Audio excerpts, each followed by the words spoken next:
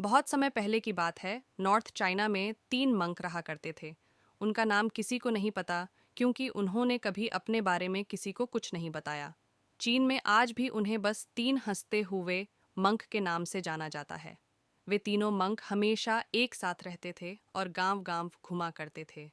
वो जिस भी गांव में जाते, वहां की बाजार के बीचों बीच खड्डे होकर जोर जोर से हंसना शुरू कर देते। उनकी हंसी को देखकर लोगों का ध्यान उनकी तरफ खींचा चला आता, और धीरे धीरे उनके चारों तरफ एक बड़ी भीड़ इकट्ठा हो जाती।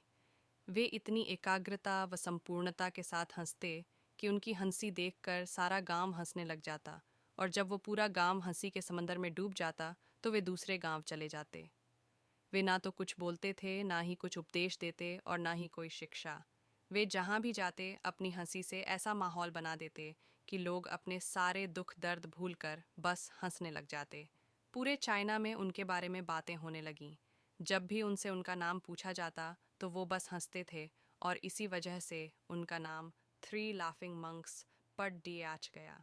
वो मंक इस तरह से हंसते थे जैसे कि उन्होंने इस संसार खुशी को या भगवान के मजाक को समझ लिया हो, और उन्होंने सिर्फ अपनी हंसी से पूरे चाइना में इतना आनंद फैलाया जितना आज से पहले कोई नहीं फैला पाया।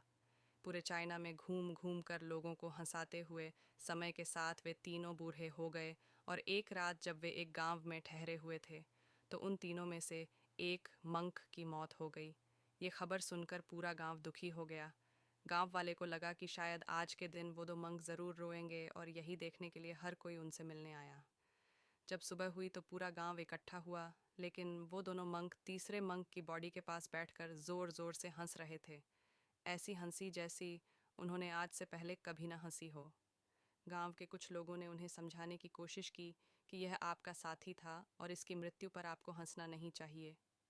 तब उस दिन पहली बार उन्होंने लोगों से बात की और कहा, हम हंस रहे हैं क्योंकि यह आदमी जीत गया है। हम तीनों में शर्त लगी थी कि जो भी पहले मरेगा, बाकी के दो उस पर जोर जोर से हंसेंगे, और इस आदमी ने आज हमें हरा दिया। हम अपनी हार और इसकी जीत पर हंस रहे हैं। इसे अंतिम विदाई देने का इससे बेहतर तरीका और क्या हो सकता है। ऐसा कहकर उन्होंने उस तीसरे मंक को चिता पर लिटा दिया। चीन में यह प्रथा थी कि जब किसी इंसान की मृत्यु हो जाती तो उसके पुराने कपड़े उतार कर उसे नए कपड़े पहना दिए जाते थे। लेकिन मरने से पहले उस मंक ने अपने साथियों से अपने कपड़े न बदलने के लिए कहा था। उस मंक ने कहा था कि मुझे स्नान मत करवाना, क्योंकि मैं कभी अशुद्ध हुआ ही नहीं। मेरे जीवन में इतनी हंसी आई कि कोई अशुद्धता कभी जमा ही नहीं हो पाई।